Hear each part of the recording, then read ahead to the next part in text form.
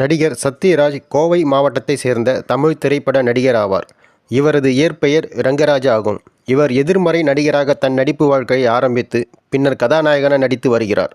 இவர் எம்ஜிஆரின் தீவிர ரசிகர். இவரது மகன் சிபிராஜ் தமிழ் திரைப்பட நடிகர் ஆவார். இவர் ஒரு கடவுள் மறுப்பு கொள்கையுடையவர். இவர் நடிகர் மணிவண்ணனின் கல்லூரி நண்பர் ஆவார்.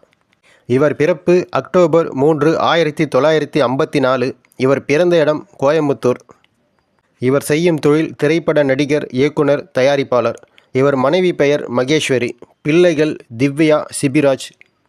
சத்யராஜ் அவர்கள் வில்லாதி வில்லன் திரைப்படத்தினை இயக்கி நடித்துள்ளார். லீ என்ற திரைப்படத்தினை தயாரித்துள்ளார்.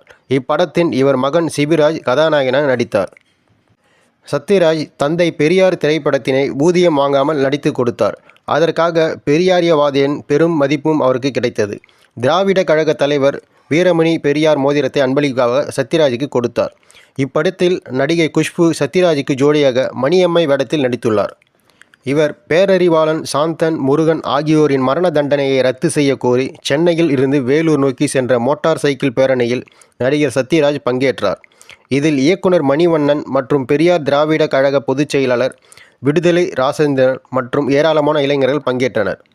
இவர் நடித்த பல படங்களில் சில படங்கள் வேதம் புதிது, வால்டர் வெற்றிவேல், மலபார் போலீஸ், பெரியார், 9 ரூபாய் நோட்டு, குங்கும பொட்டு கவுண்டர், இங்கிலீஷ்காரன்.